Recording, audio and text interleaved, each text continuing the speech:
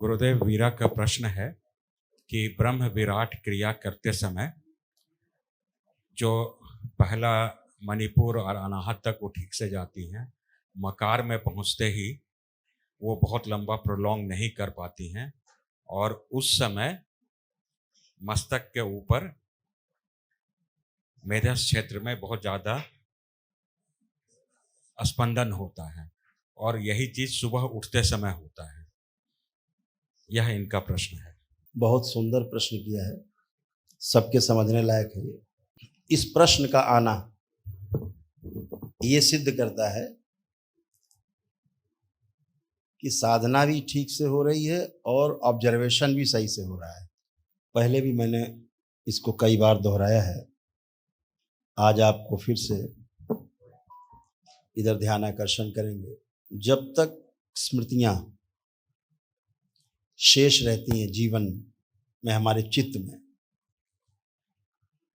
तो हमें बार बार जन्म लेना होता है। जिस शरीर यात्रा में दी गई स्मृतियां जब समाप्त होने लगती हैं तो वह शरीर यात्रा भी समाप्त हो जाती है। ये नियम है। तंत्र में मरते हुए आदमी को दोबारा जिंदा करने का वही उपाय है कि यदि स्मृतियां नष्ट हो गई हैं तो उसको पुनः से स्मृतियां दी जाएं। स्मृतियों में स्वतः ही अपने प्राण होते हैं। स्मृति अपने आप में एक स्वतंत्र शरीर के रूप में कार्य करती है। तो जब स्मृतियां दे दी जाती हैं मरते हुए व्यक्ति को और अधिक यानी ज़्यादा काम दे दिया गया, एक आदमी सोने जा रहा है, उससे कहा जाए नहीं नहीं सोना नहीं भाई, अभी ये काम, बहुत नींद आ रही, नहीं नहीं अभी ये काम है, अभी इसको करके तब सोना है। तो फिर वो करेगा घंटा 2 घंटा, कैसे भी करेगा, तो वो समय उसका बढ़ गया, नहीं सो पाया। ऐसे ही मृत्यु का है। यदि स्मृतियां उसको मरते हुए आदमी को दे दी जाए, जिसकी श्वास निकल रही है, मर रहा है, रोज करता है दरबारी है, मरते हुए को श्वासें दे देना। यदि उसके शरीर के अंग प्रत्यंग ठीक है, जीवन शरीर को चलाने में सक्षम है, तो वो स्मृतियां तुरंत काम करती हैं और व्यक्ति फिर से लगता है जिंदा हो गया और अपना काम करता है। तो स्मृतियां मिल गई। पहले तो इस बात को ठीक से समझ लेना है। इसी क्रम में जब आगे समझते हैं तो बहुत अद्भुत है। प्रतिदिन जब रात्रि में हम सोते हैं तो एक अद्भुत घटना घटित होती है, जो रोज घटित होती है, इसलिए सबके लिए सामान्य है। अन्यथा रात्रि में जब हम सोने जाते हैं, सो जाते हैं, वो घटना है, क्रिया नहीं है। क्रिया वहीं तक है जहाँ तक आप बिस्तर पे गए, लेटे, आंखें बंद की, यहाँ तक तो क्रिया है। नींद कब आ जाएगी पता नहीं, निद्रा जब आती है तो घटना है। उसका आपको कभी नहीं बता सकते आप कि एग्जैक्ट हम इतने बजे सोए थे, क्योंकि घटना घटित होती है। जैसे ध्यान कब घटित होगा पता नहीं आपको। ध्यान में बैठेंगे, मेडिटेशन करेंगे, एकाग्रता करेंगे, सब ठीक, वो सब ध्यान रहेगा। ध्यान कब घटित होगा ये पता नहीं होता। ऐसे ही सारा पता रहता है। मृत्यु कब होगी पता नहीं रहता, क्योंकि मृत्यु भी एक घटना है। जन्म कब होगा आपका पता नहीं आपको, वो भी एक घटना है। तो इसी प्रकार से प्रतिदिन सोना ही एक मृत्यु है, छोटी मृत्यु है जो रोज होती है, प्रतिदिन होती है। हम सोते हैं और मृत्यु हो जाती है, प्रातःकाल फिर से जन्म होता है। ये आपका जन्म मृत्यु का रोज का क्रम है। इसको बहुत ध्यान से गहरे में ले जाके समझना है। आप सभी ने पहले भी सुना होगा कई बार कि लोग अपने बच्चों का नाम ईश्वर के नाम पे रखते हैं, अपने आराध्य के नाम पर अपने बच्चों का नाम रखते हैं। कहते हैं कि जब अंतिम समय आएगा और किसी ने अपने बच्चे का नाम नारायण रखा है, तो बोलता है नारायण। ऐसे नारायण के स्मरण से अच्छी स्मृति आती है और वो नारायण को लोग को प्राप्त होता है। शरीर छोड़ते समय अंतिम इच्छा उसकी नारायण के साथ जुड़ जाती है। तो नाम रखने के पीछे जो उद्देश्य होता है सबसे बड़ा, बार बार सुमिरन हो और मृत्यु के समय गहरा सुमिरन हो, तो हम उसी लोक से जुड़ जाएं, अच्छे एक लोक में जाएं और हमारा पुनः से जन्म अच्छे लोक में हो, ऐसा माना जाता है। इसी क्रम में ये भी माना जाता है, ये प्रमाण है इस बात के, दरबार के पास तो ढेरों प्रमाण है कि जब आप मृत्यु के समय जो अंतिम इच्छा होती है, अगला जन्म जहां भी होगा उस इच्छा के अनुसार ही होगा। ये नियम है। अंतिम इच्छा ही मृत्यु के समय की, वो जन्म के समय की प्रथम इच्छा बन जाएगी। यानी जन्म और मृत्यु दो घटना ना हो करके हेड एंड टेल है। मृत्यु और जन्म एक जैसा है, जन्म और मृत्यु एक ही घटना का नाम है। एक तरफ मृत्यु हो रही होती है, दूसरी तरफ किसी भी दूसरे लोक में, किसी दूसरी योनि में जन्म हो रहा होता है। वो जन्म आपकी अंतिम इच्छा के अनुरूप हो रहा होता है। यानी आखिरी इच्छा मृत्यु के समय जन्म हुआ, पहली इच्छा वही, अब उसी इच्छा के वशीभूत होकर के पूरा अगला जन्म उस इच्छा के प्रधान इच्छा बन जाएगी, उसके आसपास घूमेगा। यह चिरकालीन निद्रा है,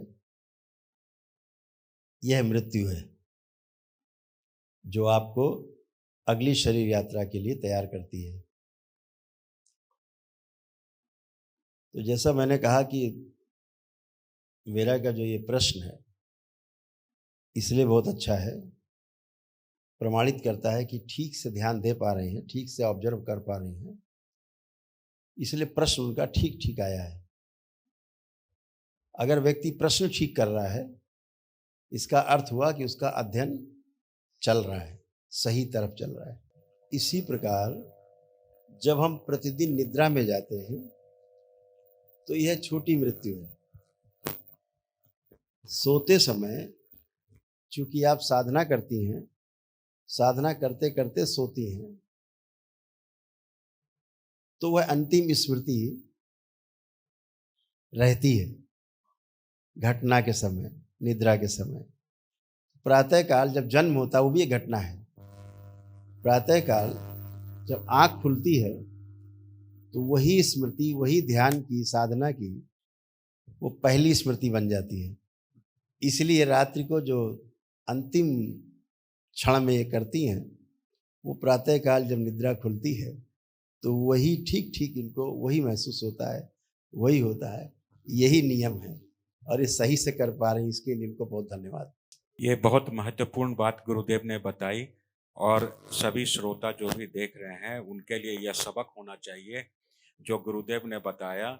और खुद का पैमाना है वही कि हम सोने के आखिरी समय में मेरी क्या स्मृति बनती है और उठते समय क्या होती है, उसी से हम आत्म अवलोकन कर सकते हैं कि हम कहाँ हैं। उससे आप जांच सकते हैं अपने आप को जी गुरुदेव, कि हम रात में आखिरी में कौन सी स्मृति में थे। जी जब सुबह उठने पर जो भी आपको पहला भाव आए, पहला विचार आए, आप उसको ऑब्जर्व करिए।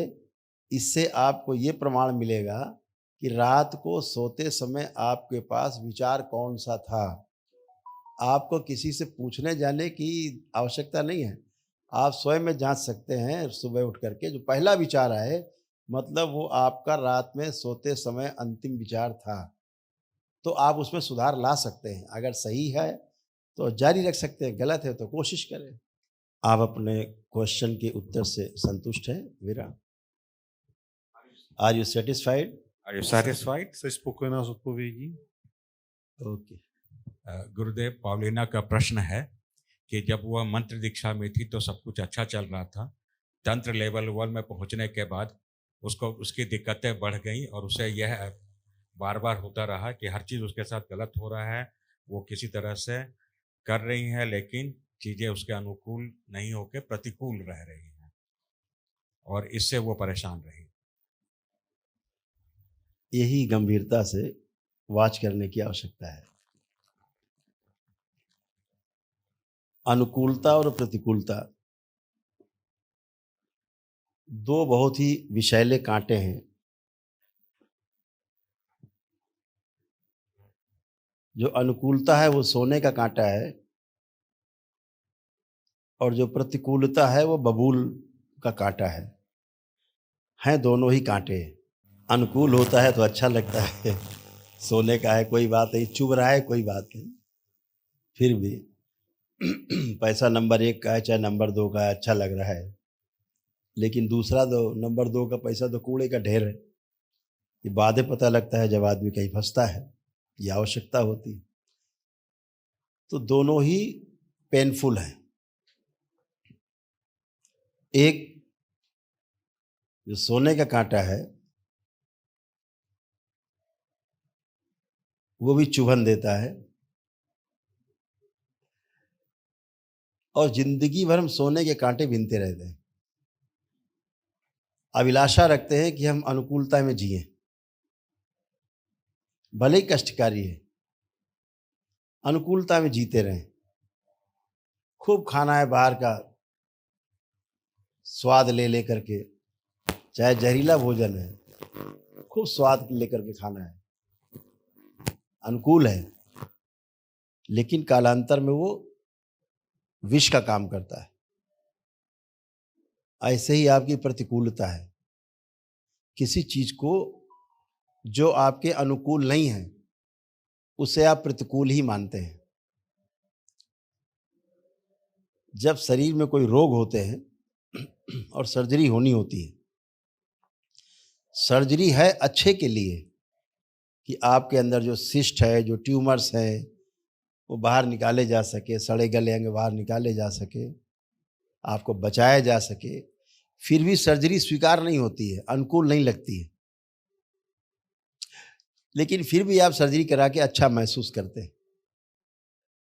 दरबार भी ऐसे ही सर्जरी करता है आपकी जो अनावश्यक अनुकूलता है उसे निकालकर दरबार नष्ट करता है, जो कि आपकी एक प्रकार की प्रतिकूलता ही होती है। आपके कष्टों को दरबार निकाल रहा होता है बाहर। आप उन कष्टों को देखते हैं बाहर निकलते हुए अपने से, तो आपको भय आता है, ये कहाँ से आ गया, ये क्या हो गया। वो जा रहा होता है, वो नष्ट हो रहा होता है और इसके बाद फिर आप अच्छा महसूस करते हैं। ये व्यवस्था है।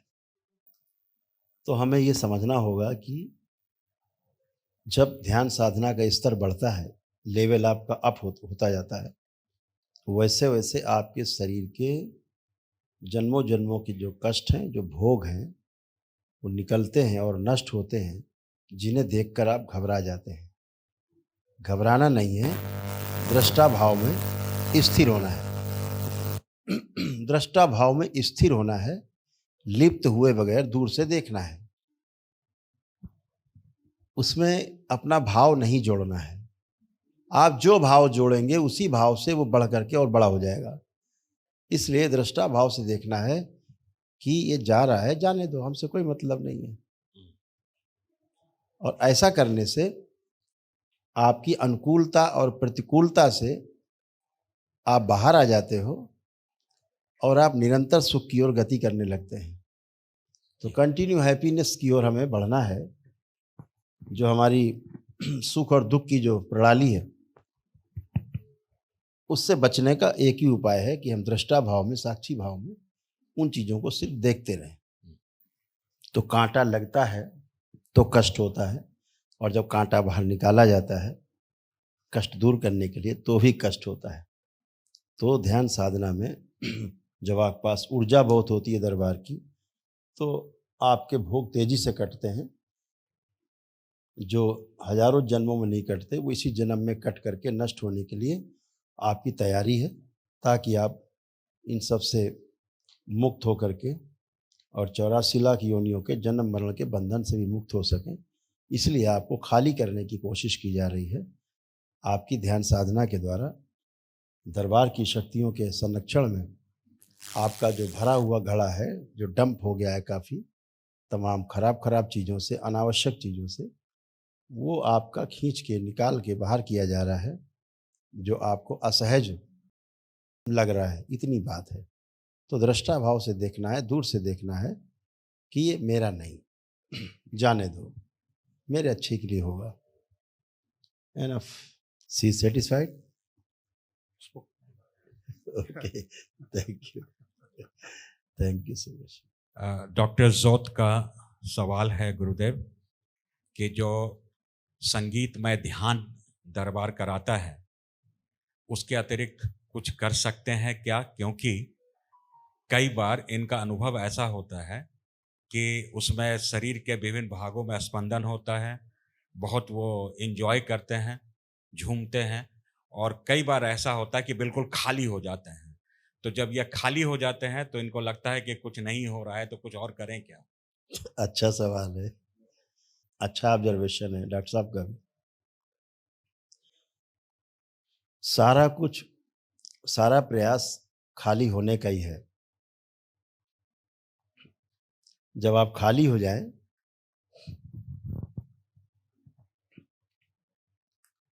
ये आपकी प्रतीति है कि हम खाली हो गए, ऐसा प्रतीति है। वास्तविकता ये है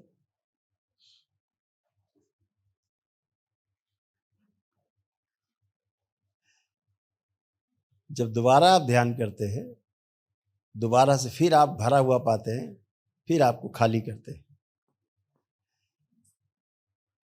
फिर करते हैं, अगले दिन फिर भरा हुआ होता है, फिर खाली करते हैं। ऐसी हजारों, लाखों, करोड़ों, अरबों स्मृतियां हैं जो आपसे जुड़ी रहती हैं और आप इस क्रम में बराबर लगे रहते हैं। इसे अभ्यास कहते हैं। इसी अभ्यास को करते करते जब आप सध जाते हैं तो चीज़ें अपने आप निकलना शुरू होती हैं। अभी तो प्रयास है खाली होने का, फिर आपके अप्रयास से ही चीज़ें खाली होना शुरू हो जाती हैं। आपके पीछे के शरीरों का, आपके सूक्ष्म शरीर का एक अभ्यास बन जाता है और वो ध्यान में ही रहता है, साधना में ही बना रहता है, तो आपकी चीज़ें अपने आप ही निकलती रहती हैं। इसलिए इसे जारी रखना है। प्रतिदिन के शिविर में बिना संगीत के भी आपको साधना कराई जाएगी, तो आप उसको कर सकते हैं। जरूसलाम का प्रश्न है कि हम गुरुदेव को खुश और आनंदित कैसे रखें? बहुत सीधा सरल उपाय है। जब आप सुखी रहते हैं, खुश रहते हैं, आनंदित रहते हैं, तो हम भी आनंदित रहते हैं। ये अपने कर्म को लेकर स्टीफन चिंतित इस रूप से हैं कि वह कौन सी लाइन है जहाँ पे वह यह समझ पाए कि जो मैं कर रहा हूँ वह तो ठीक कर रहा हूँ। वह कौन सी लाइन है जहाँ से कर्म का निर्माण हो जा रहा है कि मैं किसी के साथ गलत कर रहा हूँ या किसी को नुकसान पहुँचा रहा हूँ। जबकि प्रयास तो हमेशा यह रहता है कि मैं अच्छा करूं और उस क्रम में लगातार अच्छा होता चले और वो विकास करते चलें। लेकिन कर्म कहीं नए संस्कार न बना दे, वह कौन सी लाइन है, वो उसको समझना चाहते हैं। बहुत अच्छा क्वेश्चन है। It's a good question. सभी के लिए है ये क्वेश्चन। राहुल ने भी मिलता जुलता यही क्वेश्चन अभी पूछा है। राहुल ने पूछा है कि इस त्रिगुणात्मक सत्ता से हम बाहर कैसे जा सके, कैसे हम अपने कर्मों के प्रभाव से बच सके, कैसे हम सतोगुण से भी पार जा सके। बहुत अच्छा। तो मिलता जुलता क्वेश्चन मिस्टर स्टीफन का भी है। Good question. संसार के दो सबसे बड़े रोग हैं मनुष्य जाति में। मनुष्य जाति में इसलिए कि मनुष्य के पास अपने कर्म करने की स्वतंत्रता के साथ साथ उसकी कल्पनाशीलता भी है। यह मनुष्य को, मानव को विशेष बनाती है सभी जीव जंतुओं से। मनुष्य को छोड़ करके किसी भी जीव जगत में, जीव जंतु में, किसी भी अवस्था में कल्पनाशीलता और कम कर्म करने की स्वतंत्रता नहीं है। जैसे आप कल्पना करते हैं कि हम 10 लाख पौधे अपने जीवन काल में लगाएंगे, ये कल्पना मनुष्य कर सकता है। यह कल्पना कोई जीव जंतु, पशु पक्षी नहीं कर सकता। ये कल्पना आप कर सकते हैं कि हम ऐसे लगाएंगे 10 लाख तो उससे धरती पर खुशहाली आएगी, हरा भरा होगा और हमारे लिए ऑक्सीजन तैयार होगी और वातावरण की जो कार्बन डाइऑक्साइड है वो पौधे ग्रहण करेंगे, उनके काम आएगी। ये कल्पनाशीलता है आपकी। उसी कल्पनाशीलता के आधार पर आपकी कर्म स्वतंत्रता है कि आप इतने पौधे लगा सकते हैं। लगाया, आप लगा भी सकते हैं। ये दोनों शक्तियां मनुष्य जाति के पास है। हाथी कितना बलशाली है, लेकिन एक पौधा लगा नहीं सकता कभी। कोई जीव जंतु नहीं लगा सकता। तो कर्म करने की जो स्वतंत्रता है मनुष्य के पास, वो उसकी कल्पनाशीलता के आधार पर है।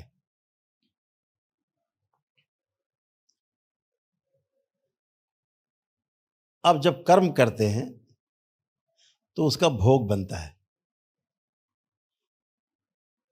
इतना ही नहीं, आप कल्पना करते हैं उसका भी भोग बनता है। मनसा वाचा कर्मणा कृत कारित अनुमोदित। मन में सोचते हैं, मनसा वाचा बोल देते हैं, बोला हुआ, कर्मणा कर गए तो कृत कारित अनुमोदित कराया गया। किसी ने किया उसको समर्थन कर देना, यस तुमने बहुत अच्छा किया, बहुत बुरा किया, कुछ भी, तो उसका आपका भोग बनता है, अच्छा या बुरा जरूर बनता है। तो कल्पनाशीलता से भी आपके भोग घटते या बढ़ते हैं। अगर आप अच्छा अच्छा सोचते हैं तो आपके अच्छे भोग बनते हैं, खराब सोचते हैं तो खराब भोग बनते हैं। अगर खराब सोच के भोग बनते हैं तो अच्छे सोच के भी भोग बनते हैं। तिजोरी का ताला आपका खुला हुआ है, अगर आप अच्छा अच्छा डाल रहे हैं तो खराब भी जाएगा उसके अंदर, दोनों जाएगा।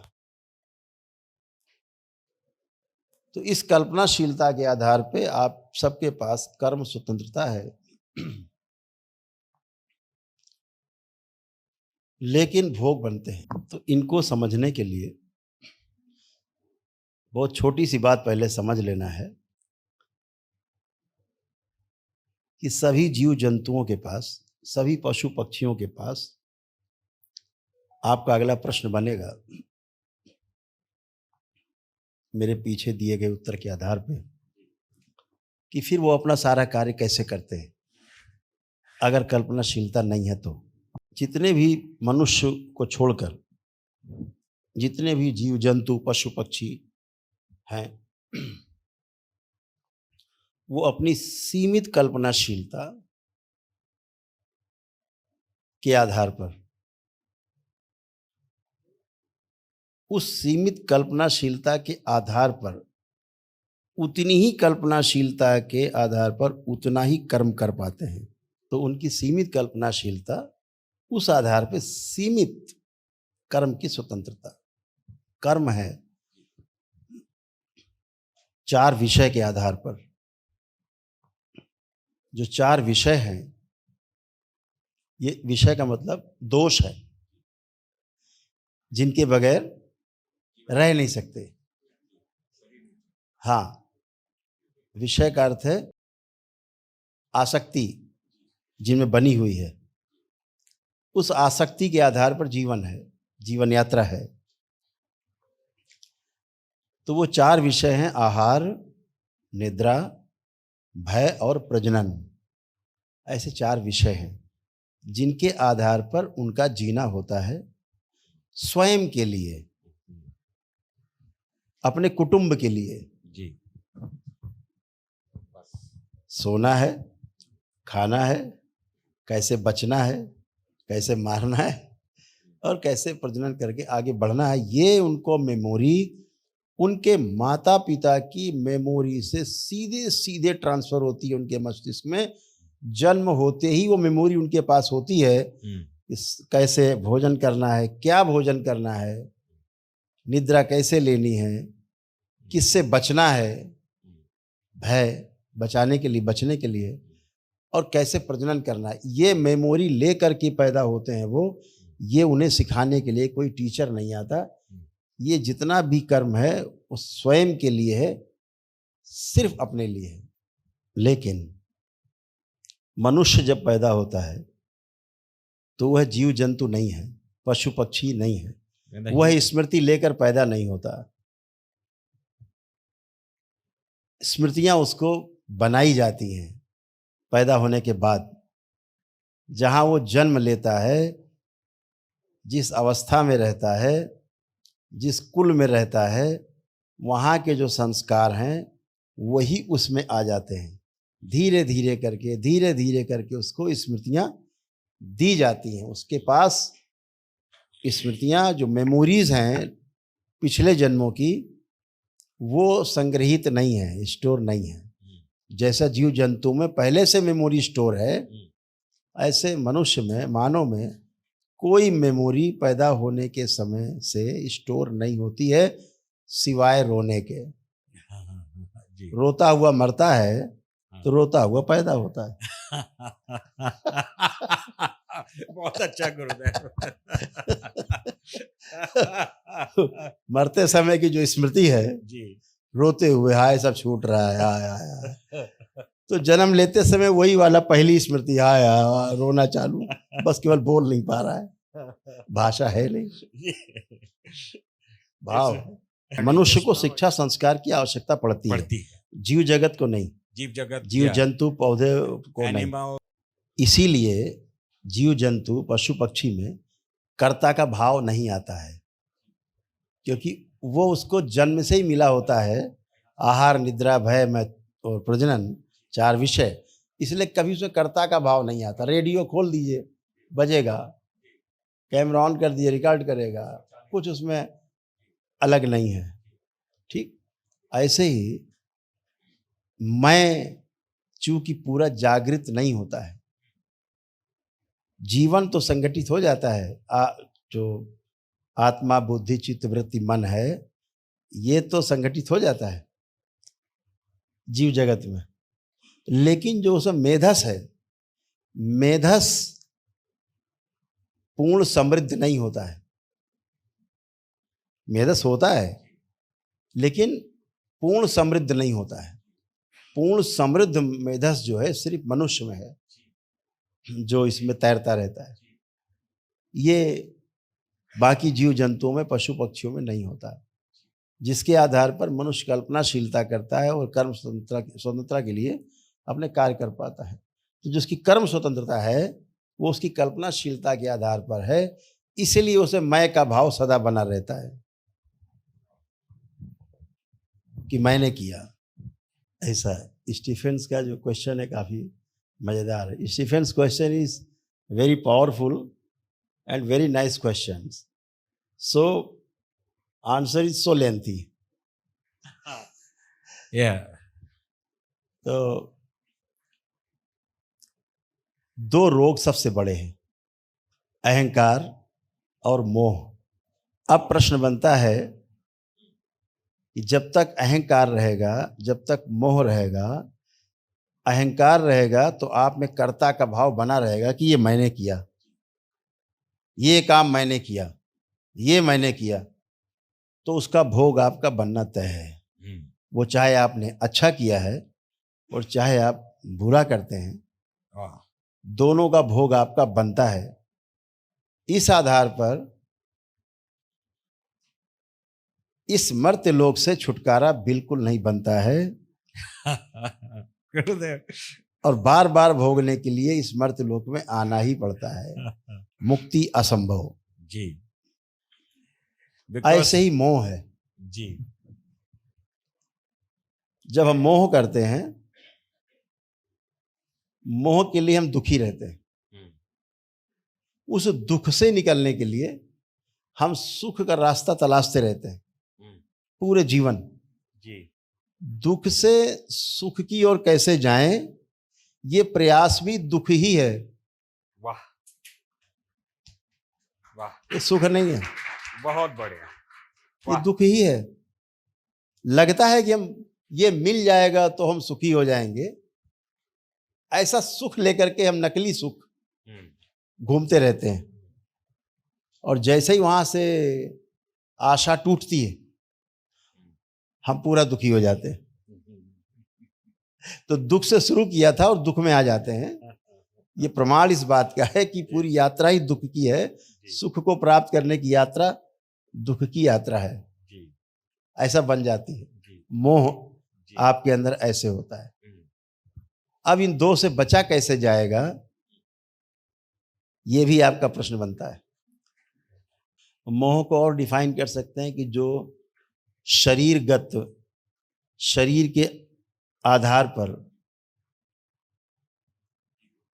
जो प्रीहित लाभ के आधार पर वो मोह हो सकता है, जो शरीर के आधार पे है।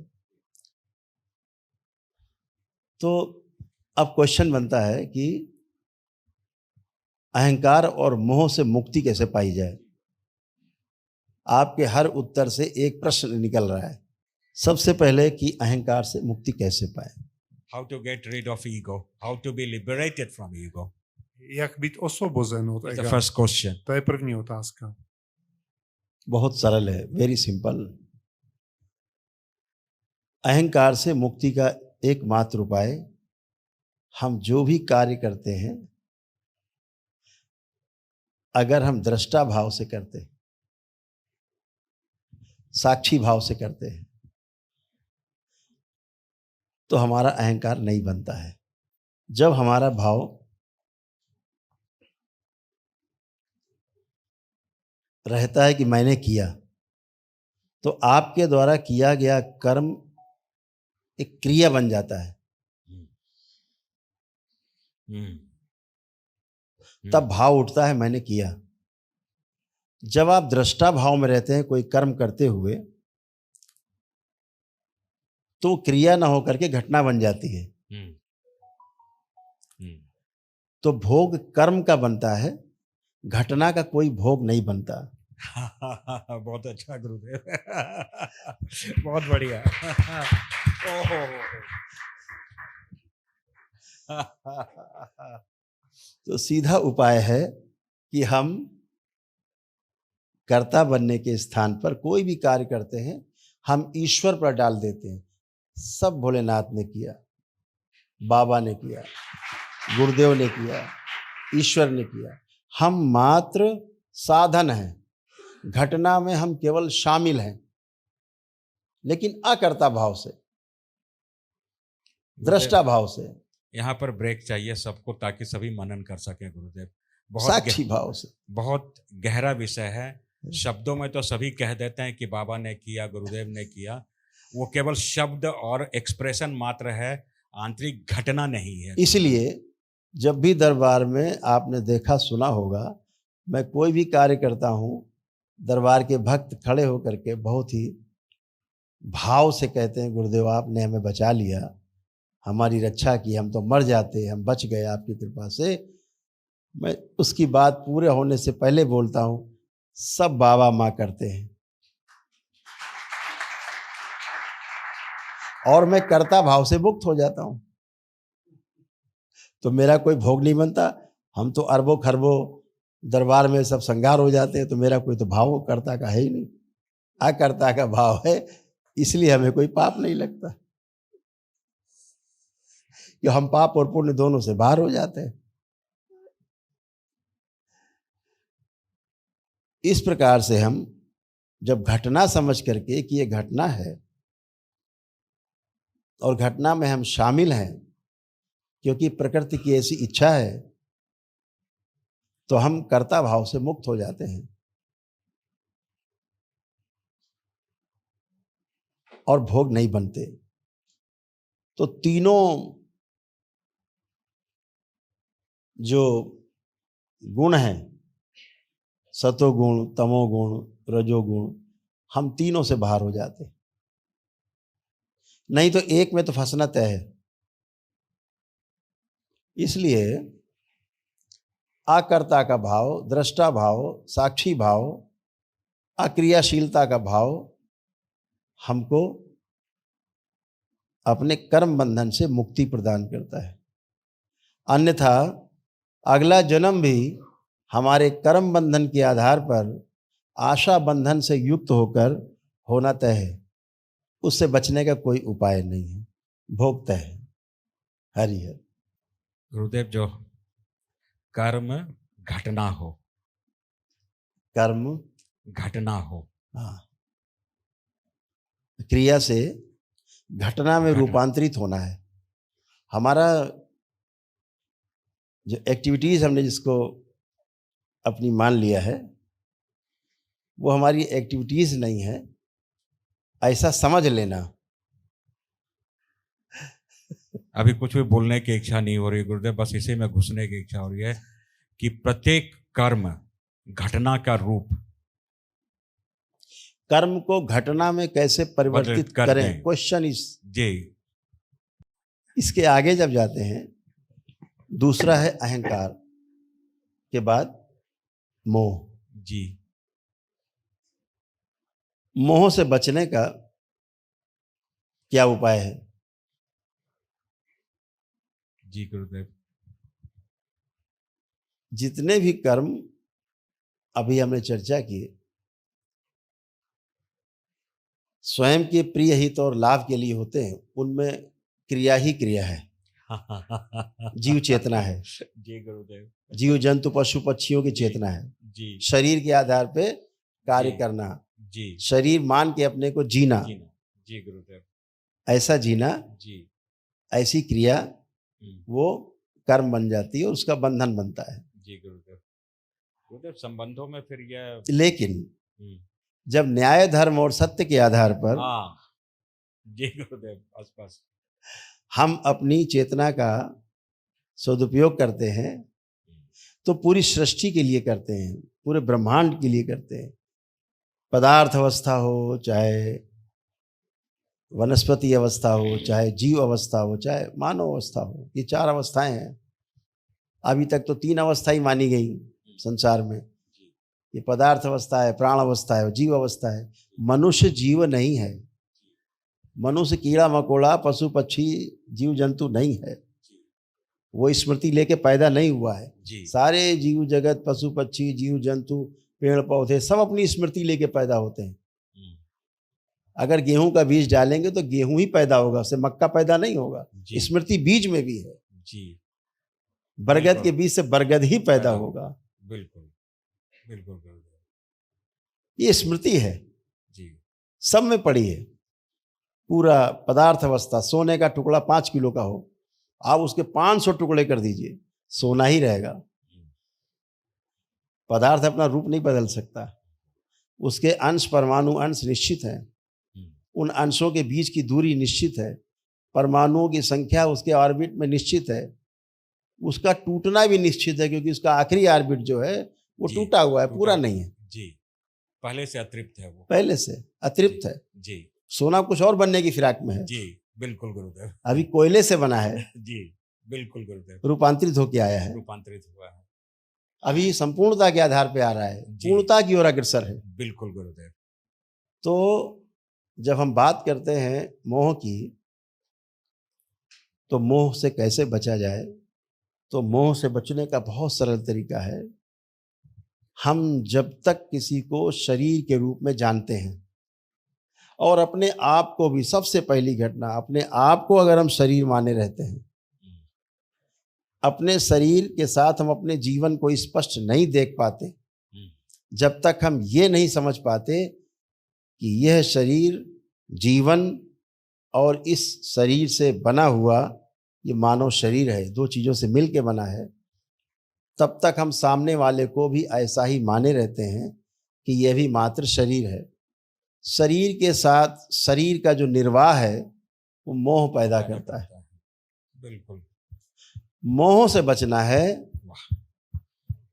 तो अपने जीवन को समझना होगा, अपने जीवन पर दृष्टि डालनी होगी। जब अपने जीवन पर दृष्टि रहेगी तो सामने शरीर नहीं, फिर जीवन ही दिखेगा व्यक्ति का। वाह वाह। और जीवन से जीवन की जब आप गणना करेंगे, तुलना करेंगे, तो मोह नष्ट हो जाएगा। वाह। क्योंकि वह जीवन जो मुझ में है वो संसार के प्रत्येक मानव में वह जीवन उपलब्ध है। सबका जीवन एक जैसा है, बच्चा है, बूढ़ा है, जवान है, कैसा भी है, सबका जीवन एक जैसा ही है। उसका डिजाइन एक ही जैसा है। कैसा डिजाइन है जीवन का? जीवन का डिजाइन है प्रत्येक का पैदा होने से लेके मरने वाले दिन तक एक ही चाहना है, सुख की चाहना है। बिल्कुल गुरुदेव। इस आधार पर समस्त जीवन की चाहना एक जैसी है। बिल्कुल गुरुदेव। मुक्त होना चाहता है प्रत्येक जीवन जी, ये सब की चाहना है जी, बिल्कुल यूनिवर्सल। और सुख कौन सा चाहता है? निरंतर सुख बना रहे, अस्थायित्व, वह सुख जो कभी समाप्त ही ना हो, दुख कभी आए ही ना, ये मनुष्य की चाहना है, ये मानव लक्ष्य है जी। और ये जी। तभी प्राप्त होगा जब स्वयं में समाधान होगा। और स्वयं में समाधान तभी होगा जब आप अहंकार और मोह से मुक्त हो जाएंगे। वाह।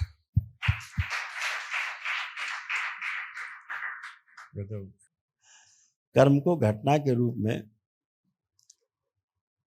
परिवर्तित करने का आप सबको अभ्यास करना चाहिए। ये बड़ा अभ्यास है। कोई भी काम किया है आपने, किसी को दान दिया, दान देते आप बहुत प्रफुल्लित होते हैं, पुलकित हो जाते हैं।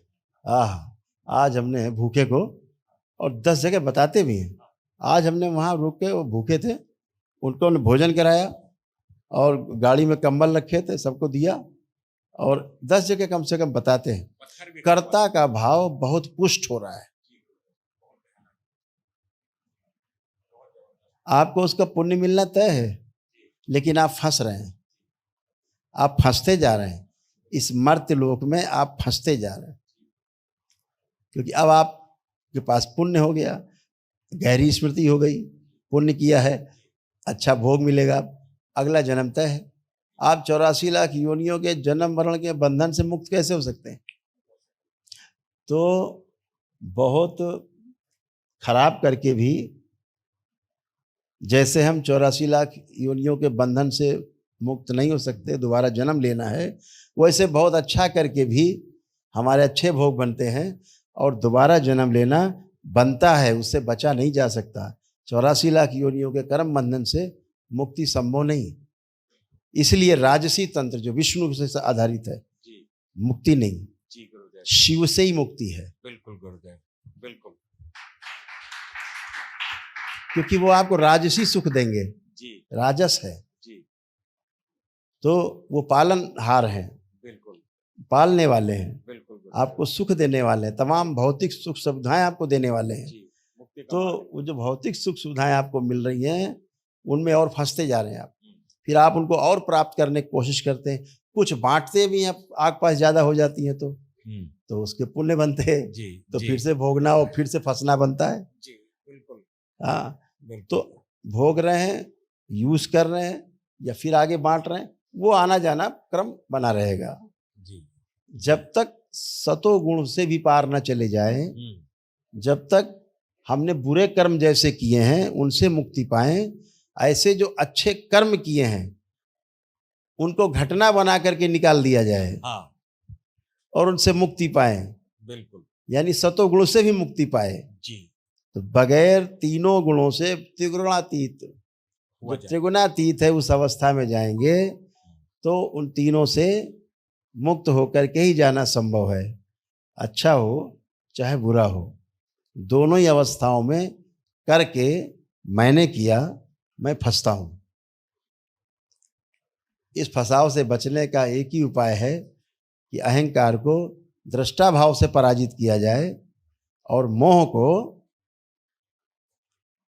धर्म प्रिय मोह को पराजित करने के लिए जी, जो अभी दरबार ने बताया आपको, न्याय धर्म उस आधार पर, जीवन के आधार पर, जी, जीवन की दृष्टि के आधार पर कि मैं भी जीवन हूँ, सामने वाला भी जीवन ही है, जीवन ही हमसे बात कर रहा है, शरीर बात नहीं कर रहा है। बिल्कुल गुरुदेव, मेरे अंदर से भी जीवन ही बात कर रहा है, शरीर नहीं बात कर रहा है। बिल्कुल यहाँ शरीर गिर गए, जी, जीवन ऊपर है, जी, जीवन एक जैसा है सबका। तो जीवन न छोटा दिखता है न जीवन बड़ा दिखता है, जीवन सबका एक जैसा है। उसकी कार्य क्षमता एक जैसी सबकी है, सबकी चाहना एक जैसी है, सबका कार्यक्रम भी एक है, बिल्कुल मुक्ति, जी, लक्ष्य भी एक है, निरंतर सुख। जी, तो ये सब सारा जीवन के आधार पर जब देखते हैं तो मोह से मुक्ति होती है कि शरीर नष्ट हुआ, ये तो आता ही जाता है। जीवन नष्ट नहीं हुआ क्योंकि जीवन कभी नष्ट होता नहीं, तो उस आधार पर हम जीवन को कभी मरा हुआ नहीं समझते, जी, बिल्कुल, तो दुख नहीं होता। बिल्कुल, आप देखते हैं दरबार में लोग आते हैं, अभी कल ही उनका घर वाला क्यों न मारा हो कोई सदस्य, दरबार जैसे ही उनका मोह खत्म करता है वो सामने खड़े होकर हंसते हैं, बातें करते हैं, हाँ, कोई दुख नहीं होता। जी, कहते हैं हाँ अरे गुरुदेव उनको तो मुक्ति मिल गई, अब सब ठीक है, कोई दिक्कत नहीं। हाँ, जी, मोह फिर भय पैदा करते हैं, जी, मोह से ही भय पैदा मोह से होता भय उत्पन्न होता है, क्यों? जी। मोह से भ्रम होगा पहले, है। जी, भ्रम होगा, बिल्कुल, भ्रम से मोह बनेगा, जी, मोह से भ्रम बनेगा, भय बनेगा, रोग बनेंगे, कष्ट आएंगे, जी, असाध्य हो जाएंगे, तड़प तड़प के उन्हीं में मृत्यु होती है, फिर से अगला जन्म लेने के लिए तैयार हो जाते हैं। तो बचने के लिए बस हम इन चीज़ों से बचे रहे। बहुत बड़ा अभ्यास है कि आप अपने कर्म को घटना में परिवर्तित कर दें कि ये तो हो रहा है, ये तो हुआ है, मैं तो शामिल हूँ, हाँ, घटना में मेरा प्रस्तुतिकरण है केवल, हाँ, उपकरण हम हो अच्छे से गए। शामिल हो गए हैं, जी, हमने अपना रोल निभाया है। बस, जैसे जी, मंच पर जी, कोई गुरुदेव, हनुमान जी का रोल करे, जी, उसे पता है मैं हनुमान नहीं हूँ, हाँ, बस भूमिका में है, भूमिका अदा कर रहा हूँ। जब जी। ऐसा ही भाव हमारा जी, जीवन में भी हो जाए, जीने में आ जाए जी, कि मैं नहीं कर रहा हूँ, ये मेरा चरित्र है, जी, कैरेक्टर, जी, जी, गुरुदेव, तो कर्म से मुक्ति पा जाती जी, है। ऐसा जैसे अभी एक प्रश्न पूछा है एक बच्चे ने कि गुरुदेव जैसे जानवर होता है उसमें अगर जीवन नहीं होता, चित्त नहीं होता है, तो उनकी स्मृतियां कहाँ स्टोर होती हैं? आहार निद्रा भय, आहार निद्रा भय की स्मृतियां कहाँ स्टोर होती हैं? तो अभी जैसे बताया था कि जितने भी पशु पक्षी हैं, जीव जंतु हैं, ये भी अलग अलग प्रकार हैं। कुछ उद्भिज हैं, कुछ अंडज हैं, कुछ पिंडज हैं, ऐसे अलग अलग ढंग से उत्पत्ति है। इस उत्पत्ति में उनके साथ उनकी मेमोरी इनबिल्ट है। जैसे कोई रेंगने वाला कीड़ा है, तो उस रेंगने वाले कीड़े का की जो स्मृति है वो पैदाइशी है, स्टोर है, उसमें उतना रहेगा, सीमित स्मृति उसका सबसे आगे है, वो स्टोर है ही, उतना स्टोरेज ही उसके पास है कि आपके पास 1 GB का स्टोरेज है, उससे आगे नहीं कर सकते आप। सैटेलाइट फोन आएगा तो अनलिमिटेड है। आपके पास मोबाइल है कि नहीं साहब, आपके पास 500 GB आप स्टोर कर सकते, इससे नहीं कर सकते, ऊपर तो आप नहीं कर सकते। 1000 GB कर सकते, इस ऊपर नहीं कर सकते। तो हर जीव जानवर की स्मृति अलग अलग आधार पे स्टोर है, लेकिन उतनी ही रहती है। उसी आधार पर वो आहार निद्रा भय प्रजनन के आधार पर अपने जीवन यात्रा को शुरू से अंत तक निभाता है, उससे बाहर नहीं जा पाता, उसके अंदर ही रहता है। तो उसके पास कल्पनाशीलता केवल नहीं है और कर्म करने की स्वतंत्रता नहीं है। लेकिन ऐसा सभी जीव जंतुओं में नहीं है। उसमें कुछ ऐसे जीव हैं जिनमें जीवन है, जैसे उद्भिज हैं, इनमें जीवन किसी में नहीं है। पिंडज हैं, अंडज हैं, अंडज में भी सभी में नहीं होती, कुछ में है। हाँ, पिंडज में भी सब में नहीं है। लेकिन कुछ जीव जंतुओं में जीवन है। सब पशु पक्षियों में, सभी जीव जंतुओं में जीवन नहीं होता है। जीवन संगठित होता है आत्मा के साथ, कंप्लीट होता है। उसके साथ जब चार चीजें मिलती हैं, बुद्धि, चित्त, वृत्ति और मन, तो जीवन संगठित हो जाता है। ऐसा जीवन कुछ पशु पक्षियों में, जानवरों में पाया जाता है। आप चींटी को बुलाओ, चींटी को, खनखजूरा जा रहा हो, तिलचट्टा जा रहा हो, बुलाओ, आओ आओ ये लो खाओ, वो भागेगा। उसके अंदर भय है, उसको सिखाया गया बचो, मार देगा तुमको। आहार, निद्रा, भय, प्रजनन, चार विषय हैं उसमें, बचता है। आप बुलाओ छिपकली को, आओ ये खा लो, भागेगी। आपके बुलाने से नहीं आ रही, मतलब इसमें जीवन नहीं है।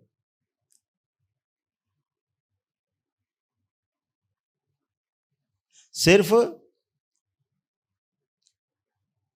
इसमें आत्मा ही है। आत्मा के साथ जो चार, उसके इंजन के साथ जो चार पहिए हैं, बुद्धि, चित्त, वृत्ति, मन, उसके साथ इनबिल्ट नहीं है। जब ये पांचों इनबिल्ट हो जाते हैं, जिस जीव जानवर में, ये उसे जीवन कहते हैं। यह जीवन तो है, लेकिन उसमें जो मेधस है तो, लेकिन अभी समृद्धशाली नहीं है, संपूर्ण नहीं हुआ है। इसलिए उसमें कल्पनाशीलता और कर्म स्वतंत्रता नहीं है। लेकिन उसमें जीवन है, ये कैसे पहचानेंगे? जैसे छिपकली में नहीं है जीवन, पहचान लिया आपने। तो जो आपके बुलाने से आ जाए, भगाने से चला जाए, समझो इसके अंदर, जीव के अंदर जीवन है। आप बुलाते हैं गाय को, आ जाओ आ जाओ आ जाओ, आती है, आप रोटी खिला देते हो, चलो जाओ, गई, मतलब इसके अंदर जीवन है। आप कुत्ते को बुलाते हैं, इधर आओ, आ गया, आपने कुछ खिला दिया, अब चलो भागो यहाँ से, चला भी गया, मतलब इसमें जीवन है। लेकिन वो जो जीवन है उन चार विषय पर ही काम करता है। उसकी अपनी सीमा है सोचने विचारने की, उसकी कल्पनाशीलता और कर्म स्वतंत्रता नहीं है। लेकिन यही जीवन जब मनुष्य शरीर को धारण करता है, तो उस मनुष्य शरीर के अंदर जो मेधस है वो समृद्धशाली है और संपूर्ण है। तो उस संपूर्ण मेधस के आधार पर मनुष्य के अंदर कल्पनाशीलता यानी सोच विचार की क्षमता और कल्पनाशीलता के आधार पर कर्म करने की स्वतंत्रता उसके अंदर विद्यमान हो जाती है। ऐसा केवल मनुष्य के साथ होता है। तो ये कल्पनाशीलता और जो हमारी, इसीलिए मनुष्य इन सभी जीव जंतुओं से सबसे अलग है। जो तीन श्रेणी महापुरुषों द्वारा बताई गई, ऐसा अगर आप अध्ययन करेंगे, हम किसी को गलत नहीं कह रहे हैं, लेकिन आगे अध्ययन बनता ही अगली पीढ़ी में। अगली पीढ़ी का जो अध्ययन बनता है, वो जो अध्ययन है वो स्वाभाविक है। क्रमवार उत्तरोत्तर अध्ययन बनता जाता, आगे बढ़ते जाते हैं और अध्ययन के क्रम में समझते जाते हैं। कि अवस्थाएं तीन नहीं हैं, तीन अवस्थाएं नहीं हैं, अवस्थाएं चार हैं। अभी सभी धर्मशास्त्रों में सभी जगह अवस्थाएं तीन ही बताई गई हैं कि तीन ही अवस्था है। जो तीन अवस्थाएं हैं वो पहली पदार्थ अवस्था, दूसरी प्राण अवस्था वनस्पति जगत, और तीसरी जीव अवस्था। तो जीव अवस्था में ऐसा मान लिया गया कि मनुष्य भी शामिल है, मानव भी शामिल है, लेकिन मनुष्य इस जीव अवस्था में शामिल नहीं है। मेधस संपूर्ण होने के आधार पर वह जीवन समृद्धशाली अवस्था में है, उसका मेधस समृद्धशाली है, कंप्लीट है, समृद्ध है। उस आधार पर मनुष्य में कल्पनाशीलता और साथ में कर्म स्वतंत्रता रहती है। इस आधार पे मानव अवस्था अपने शिक्षा और संस्कार के आधार पर ज्ञान अवस्था कहलाती है। तो जीव अवस्था से मानव अवस्था ज्ञान के आधार पर संचालित होती है। एक पिता के चार पुत्र हैं, चारों अलग अलग, कोई चपरासी है तो कोई आईएएस ऑफिसर है, कोई किसान है जी, तो कोई कुछ बन जाता है। चारों का अपने ज्ञान के आधार पर विकास होता है। लेकिन अगर डॉबरमैन है, कुत्ता है, तो उसके चार बच्चे होंगे, चारों डॉबरमैन की तरह रिएक्ट करेंगे। वो कभी जर्मन शेफर्ड की तरह रिएक्ट नहीं करेंगे। जर्मन शेफर्ड होगा तो वो कभी लेब्राडोर की तरह रिएक्ट नहीं करेगा। वो लेब्राडोर की तरह रिएक्ट करेंगे। उनके खान पान की, रहने की जो आदतें हैं वो अलग हैं, हमेशा वही रहेंगी। शेर की आदत हमेशा शेर के बच्चे की वही रहेगी, बकरी के बच्चे की हमेशा बकरी के बच्चे की आदतें रहेंगी, बदल नहीं सकती। शेर मांस खाएगा, बकरी घास खाएगी, हरा चारा खाएगी, आदमी दोनों खाएगा जी, चारा भी खाएगा, यानी घास फूस सब्जी भी खाएगा और मांस भी खाएगा। तो मनुष्य अपनी कल्पनाशीलता के आधार पर अपनी कर्म स्वतंत्रता को संचालित करता है। इस आधार पर मनुष्य चौथी अवस्था है, ज्ञान अवस्था है। वो अपने शिक्षा और संस्कार के आधार पर जीता है।